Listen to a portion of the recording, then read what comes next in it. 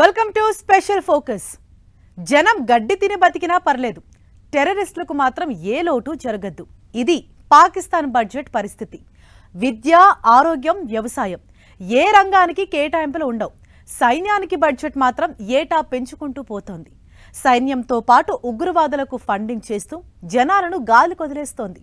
ఆ ఉగ్రవాదులతో దాడులు చేయించి రాజకీయం చేస్తూ అక్కడి జనాల బతుకులను పాతాళంలోకి తోసేస్తోంది. టీకి కూడా టికాణా లేదు. అప్పు పుడితే కాని రోజు గడవదు. అయినా సరే ఇప్పుడు యుద్ధం అంటూ ఓవర్ యాక్షన్ చేస్తోంది. పాక్ ఇంత దారుణమా? ఇంత ఉన్మాదం ఎందుకు?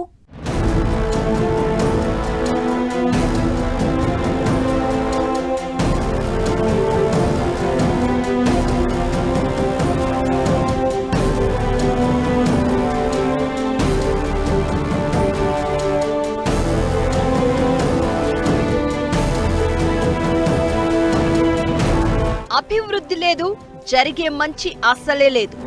జనం ఆకలితో చస్తున్నా పట్టించుకొని వైనం. అభివృద్ధిని వదిలి ఆర్మీకి, టెర్రరిస్టులపై ఖర్చు.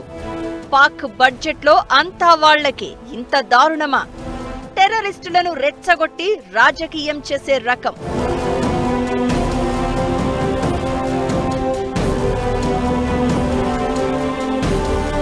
దాదాపు అడుక్కు తినే పొజిషన్ పాకిస్తాన్ది. అప్పులు పుడితే తప్ప రోజు గడవదు అన్నట్లు తయారైంది. ఇలాంటి పరిస్థితుల్లో ఆదాయాన్ని పుట్టించే మార్గాలు వెతకాలి. కానీ పాక్ అలా కాదు. ప్రపంచమంతా తిరిగి వాళ్ల దగ్గర వీళ్ల దగ్గర చేతులు చాచి అప్పులు తెచ్చి జనాలను ఏమాత్రం పట్టించుకోకుండా తిరిగి ఉన్మాదం మీద ఖర్చు చేసే రకం. పాకిస్తాన్ ఆర్థిక వ్యవస్థ దాదాపు పతనావస్థలో ఉంది. పెరిగిన ధరలు, ఆకాశాన్ని అంటుతున్న ధరలతో జనాలు గగ్గోలు పెడుతున్నారు. ఇలాంటి సమయంలో అభివృద్ధి మీద ఫోకస్ చేయాల్సింది పోయి డిఫెన్స్ బడ్జెట్ పెంచేస్తూ దరిద్రపు పనులన్నీ చేస్తున్నారు పాక్ పాలకులు. నిజంగా సైన్యానికే ఆ ఖర్చు పెడుతున్నారా అంటే ఆ పేరు చెప్పుకుని ఉగ్రవాదాన్ని పెంచి పోషిస్తున్నారు. పన్నులు కట్టిన జనాలను పట్టించుకోకుండా ఆర్మీ పెద్దల జేబులు నింపుతోంది. ఉగ్రవాదాన్ని పెంచి పోషిస్తూ ప్రపంచానికి సవాల్ విసురుతోంది. 1947లో రెండుగా విడిపోయినప్పటి నుంచి భారత్ అంటే రగిలిపోయే పాక్ శక్తి లేకపోయినా జనాలను పస్తులు పెట్టి మరీ డిఫెన్స్ బడ్జెట్ పెంచుకుంటూ పోతోంది. అయినా సరే అసలు పాకిస్తాన్ మనకు పోటీనే కాదు. మన రక్షణ రంగం బడ్జెట్ అంత కాదు, పాకిస్తాన్ మొత్తం బడ్జెట్. డిఫెన్స్ మీద మోదీ సర్కార్ 6.5 లక్షల కోట్లకు పైగా ఖర్చు చేస్తుంటే పాకిస్తాన్ కేటాయించింది 86,000 కోట్లు మాత్రమే. ఆదాయం దాదాపు నిల్. అప్పులు తీసుకొచ్చి మరీ దేశాన్ని నెట్టుకొస్తున్న పరిస్థితి. అలాంటిది అభివృద్ధి మీద, జనాల కష్టాల మీద ఫోకస్ పెట్టకుండా డిఫెన్స్ కేటాయింపుల పేరుతో ఉగ్రవాదం మీద ఖర్చు చేస్తూ పాక్ దరిద్రపు వేషాలు వేస్తోంది. భారత్ మీద 1000 ఏళ్ల పాటు యుద్ధం చేస్తామంటూ గతంలో సిగ్గు లేకుండా ప్రకటించిన పాకిస్తాన్ మన దేశం మీదకు ఉగ్రవాదాన్ని ఎగదొయ్యడంలోనే పైశాచిక ఆనందం పొందుతోంది. దానికోసం తన మొత్తం సమయాన్ని, దేశ వనరులను, ఆర్థిక వ్యవస్థను కూడా పణంగా పెట్టింది. 2024-25 బడ్జెట్లో రక్షణ రంగానికి 15% కేటాయింపులు పెంచింది పాక్. డిఫెన్స్ కు 2.1 లక్షల కోట్లు ఖర్చు చేయనున్నట్లు ప్రకటించింది. నిజంగా ఇందులో ప్రతి పైసా ఆర్మీకి మాత్రమే ఖర్చు చేస్తుందా అంటే ఉగ్రవాదాన్ని పాలు పోసి పెంచుతున్న పరిస్థితి. జనాల కడుపు మార్చి తీవ్రవాద సంస్థల పొట్ట నింపుతోంది. భారత్ మీద 80 ఏళ్లుగా ద్వేషంతో రగిలిపోతూ ఆ దేశానికి మిగిల్చింది ఆకలి, అశాంతి, పేదరికం మాత్రమే. అభివృద్ధి అడ్రస్ కూడా కనిపించదు పాకిస్తాన్లో. అప్పుల కుప్పగా మారిపోయి రోజురోజుకు పరిస్థితి దారుణంగా తయారవుతున్న పరిస్థితి. దీంతో కడుపులు మండి సొంత పాలకుల మీద పాకిస్తాన్ జనాలు ఎదురు తిరుగుతున్న పరిస్థితి. ఆ దేశంలో కనిపిస్తున్న అంతర్యుద్ధాలకు కారణాలు ఇవే. తమకు అందించాల్సిన కనీస అవసరాలను గాలికి వదిలేసి ఆర్మీకి మాత్రం ఈ రేంజ్ కేటాయింపులు చేయడంపై అక్కడి జనాల్లో తిరుగుబాటు కనిపిస్తోంది. బలూచిస్తాన్ వివాదానికి ఒక రకంగా కారణం అదే. పాకిస్తాన్లో ప్రభుత్వం ఉన్నా ఆ దేశాన్ని ఏలేది, ఏకంగా ఉంచేది ఆర్మీనే. దీంతో పాకిస్తాన్ బడ్జెట్లో సైన్యానికి భారీగా కేటాయింపులు ఉంటాయి. అభివృద్ధి రంగాలైన విద్య, ఉద్యోగం, మౌలిక సదుపాయాలకు పాకిస్తాన్ సర్కారు నిధులను పరిమితం చేస్తుంది. అప్పుల్లో మునిగిపోయి కూడా అభివృద్ధి చెందుతున్న దేశాలకు మించి రక్షణ రంగంపై పాకిస్తాన్ ఖర్చు చేస్తోంది. జీడీపీలో 1.2% చైనా సైన్యంపై ఖర్చు చేస్తే భారత్ 2%, EU దేశాలు 1.7% కేటాయిస్తున్నాయి. అలాంటిది పాకిస్తాన్ మాత్రం దేశ జీడీపీలో 2.8% నిధులను సైన్యానికి కేటాయించింది. విద్య, ఆరోగ్యం, మౌలిక సదుపాయాలు లాంటి వాటికి నిధులు తగ్గించడంతో అభివృద్ధి కుంటుపడింది, అప్పు పెరిగింది. దీంతో దేశంలో పేదరికం, నిరుద్యోగం పెరిగింది. ఇది జనాల కోపానికి కారణమవుతోంది. ఇంత జరుగుతున్నా, పొజిషన్ ఇంత దరిద్రంగా ఉన్నా యుద్ధమే కావాలంటోంది పాక్. ఒక చిన్న దేశం, ఆర్థికంగా చిన్న దేశం, $370 బిలియన్ ఉన్న జీడిపి ఉన్న దేశం ఇంత పెద్ద ఎత్తున డిఫెన్స్ స్పెండింగ్ చేస్తోంది.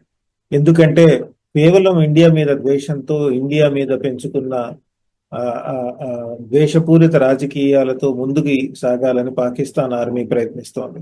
అందుకనే మీరు పాకిస్తాన్ ఆర్థిక వ్యవస్థని గమనించినట్టయితే ప్రతి సంవత్సరం 2-3 సంవత్సరాలకు ఒకసారి ఒక ఎకనామిక్ క్రైసిస్, ఆర్థికంగా కృంగిపోయే దిశగా అడుగులు వేస్తూ ఉంటుంది. 2024 మేలో పాకిస్తాన్లో ద్రవ్యోల్బణం 38.5%కి చేరింది. వడ్డీ రేట్లు 22% పెరిగాయి. విదేశీ మారక నిల్వలు కేవలం $3.7 బిలియన్ పడిపోయాయి. ఉగ్రవాదానికి నిధులు సమకూరుస్తోందన్న ఆరోపణలతో దాదాపు 5 ఏళ్ల పాటు financial action task force grey లిస్ట్లో ఉంచింది. దీంతో అంతర్జాతీయ రుణాలు పొందడం కూడా కష్టమైంది. జీడీపీకి అప్పు నిష్పత్తి 70%కి చేరడంతో ప్రభుత్వ ఆదాయంలో 40-50% వడ్డీల చెల్లింపులకే సరిపోయింది. దివాలా అంచున ఉన్న పాకిస్తాన్ను అంతర్జాతీయ ద్రవ్యనిధి సంస్థ అందించిన $3 బిలియన్ స్వల్పకాలిక ఆర్థిక ప్యాకేజీ గట్టెక్కించింది. చిరకాల మిత్రదేశాలైన సౌదీ అరేబియా, UAE, చైనాలు బిలియన్ల డాలర్ల రుణాలను పునరుద్ధరించడం కొంత ఊరటనిచ్చింది. ఆర్థిక సంక్షోభం నుంచి బయటపడాలంటే పాకిస్తాన్ అనేక సంస్కరణలను అమలు చేయాల్సి ఉంది. ఇలాంటి ఆర్థిక పరిస్థితుల్లో పూర్తిగా అప్పులపై ఆధారపడి IMF నిర్దేశించిన సంస్కరణలను అమలు చేయడానికి ఇబ్బంది పడుతున్న పాకిస్తాన్ భారత్తో సైనిక ఘర్షణకు దిగడం తన చావు తాను రాసుకోవడమే.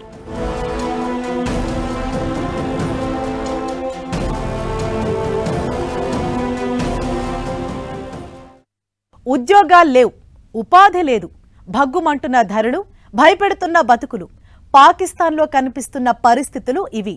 జనం ఇంతలా అవస్థలు పడుతున్నా వాటిని పట్టించుకోకుండా సైన్యానికి మాత్రం భారీగా కేటాయింపులు జరుపుతోంది.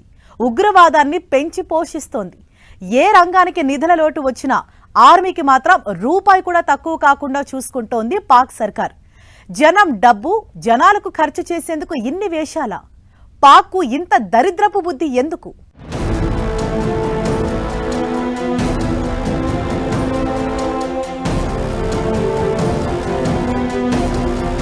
పాకిస్తాన్లో భారీగా పెరిగిన ద్రవ్యోల్బణం, చుక్కలను తాకుతున్న నిత్యావసరాల ధరలు, పెరిగిన ధరలతో చుక్కలు చూస్తున్న జనం బాధలు పట్టించుకొని పాక్ పాలకులు.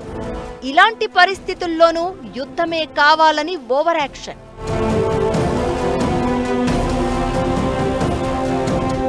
పాకిస్తాన్లో ద్రవ్యోల్బణ సంక్షోభం 2025లో ఆర్థిక వ్యవస్థను కుదేలు చేస్తోంది.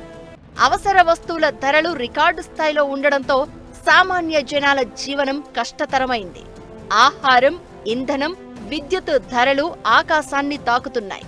ఈ ద్రవ్యోల్బణం పాకిస్తాన్ ఆర్థిక స్థిరత్వంపై తీవ్ర ప్రభావం చూపుతోంది. పాకిస్తాన్లో ఆహార వస్తువుల ధరలు గత ఏడాదితో కంపేర్ చేస్తే భారీగా పెరిగాయి. విద్యుత్ టారిఫ్లు 110%, గ్యాస్ ధరలు 840% వరకు పెరిగాయి. ద్రవ్యోల్బణ సంక్షోభం పాకిస్తానీల జీవనాన్ని దిగజార్చింది. వీటన్నింటికీ కారణం అభివృద్ధికి కారణమైన రంగాలకు సరైన కేటాయింపులు లేకపోవడం. విద్య, ఆరోగ్యం, మౌలిక సదుపాయాలపై కేటాయింపులను పాక్ సర్కార్ పరిమితం చేసింది. ఇది పేదరికాన్ని పెంచుతోంది. పాకిస్తాన్ దాదాపు IMF దగ్గర దాదాపు 25 సార్లు లోన్ తీసుకోవడం జరుగుతోంది. అంతేకాదు పాకిస్తాన్ అటు సౌదీ అరేబియా, ఇటు చైనా, ఇటు యునైటెడ్ అరబ్ ఎమిరేట్స్ ఇటువంటి దేశాల దగ్గర కూడా అప్పులు తీసుకుంటోంది. సో ఒకసారి IMF కి అప్పు తీర్చలేకపోతే వేరే దేశానికి వెళ్ళి అప్పు తీసుకుంటోంది.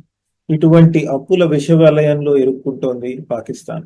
కానీ ఇటువంటి ఆర్థిక వ్యవస్థలోంచి బయటికి వచ్చి తన ప్రజల్ని ఎలా కాపాడుకోవాలి అని పాకిస్తాన్ ఆర్మీ ఆలోచించట్లేదు. దాదాపు 40 ఏళ్లుగా పాకిస్తాన్ ఆర్థిక సంక్షోభంలోనే కొనసాగుతోంది. అప్పుల మీదే ఆధారపడి బతుకుతున్న పరిస్థితి. జనం ఇన్ని ఇబ్బందులు పడుతున్నా పాక్ సైన్యం, అధికారులకు మాత్రం ఏ ఇబ్బంది ఉండదు. నిజానికి పాక్ ఆర్మీ అనేది సంప్రదాయ సైన్యంలా కాకుండా మాఫియా సిండికేట్లా మారిందనే అభిప్రాయాలు కూడా ఉన్నాయి. అసలే పాక్ ఆర్మీ అవినీతికి కేటాయింపులను పంచుకోవడమే టార్గెట్ అన్నట్లుగా ఉంటుంది సీన్. పాక్ సైన్యంలోని చాలా మంది సీనియర్ అధికారులు రిటైర్ అయిన తర్వాత విదేశాల్లోనే స్థిరపడతారు అంటే అర్థం చేసుకోవచ్చు పరిస్థితి. పాక్ ఆర్థిక వ్యవస్థలో ఎప్పుడూ నిధుల కొరతను ఎదుర్కొని రంగాల్లో డిఫెన్స్ ఒకటి. దేశం అప్పులు చెల్లించినా చెల్లించకపోయినా ఆర్మీకి మాత్రం ఏ లోటు రానివ్వరు. దీనికోసం జనాల జేబులు గుళ్ళ చేస్తూ ఉంటారు. ఇక ఉగ్రవాదాన్ని పాక్ పెంచి పోషిస్తోంది. దానికి కూడా భారీగా కేటాయింపులు జరుపుతోంది. జనం ఉన్నారు, కష్టాలు పడుతున్నారు అనే విషయమే తెలియదు అన్నట్లుగా వ్యవహరిస్తోంది. రక్షణ రంగం ఖర్చును తగ్గించడం అనేది పాకిస్తాన్ రాజకీయాల్లో చాలా సెన్సిటివ్ ఇష్యూ. ఆ దేశ రాజకీయాల్లో సైన్యం కీలక పాత్ర పోషిస్తుంది.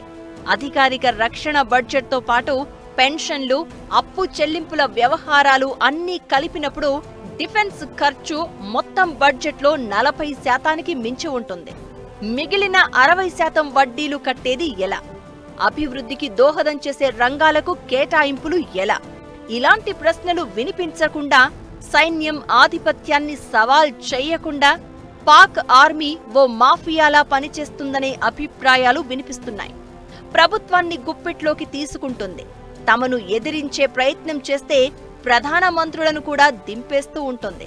1999లో నవాజ్ షరీఫ్, 2022లో ఇమ్రాన్ ఖాన్ లాంటి వారు ఇలాంటి ప్రయత్నాలే చేశారు. చివరికి జైలు ఊచలు లెక్కించారంటే పాక్ ఆర్మీ ఆడించే ఆట అర్థం చేసుకోవచ్చు. అయితే ఇప్పుడు పాకిస్తాన్లో ఒకప్పటిలా పరిస్థితులు లేవు. సొంత పాలకుల మీద అక్కడి జనాల్లో తిరుగుబాటు కనిపిస్తోంది. జీతాల నుంచి సదుపాయాల వరకు సైన్యానికి పెద్దపీట వేసి తమ కడుపు మార్చడంపై ఆగ్రహం వ్యక్తమవుతోంది. తమ కష్టం, తమ డబ్బు, తమకే సదుపాయాలు లేకపోతే ఎలా అనే నినాదాలు వినిపిస్తున్నాయి. బలూచిస్తాన్ ఉద్యమం మొదలైంది అలానే. ఒకప్పటిలా ఉగ్రవాదాన్ని ఎగదోసి మతం పేరుతో విద్వేషం సృష్టించి జనాలను పక్కదారి పట్టించే పరిస్థితులు పాక్లో లేవు. తమ పాలకులపై అక్కడి జనాల్లో వ్యతిరేకత కనిపిస్తోంది. ఇలాంటి పరిణామాల్లోనూ పాకిస్తాన్ యుద్ధమే కోరుకుంటోంది. భారత్ అంటే రగిలిపోతూనే ఉంది.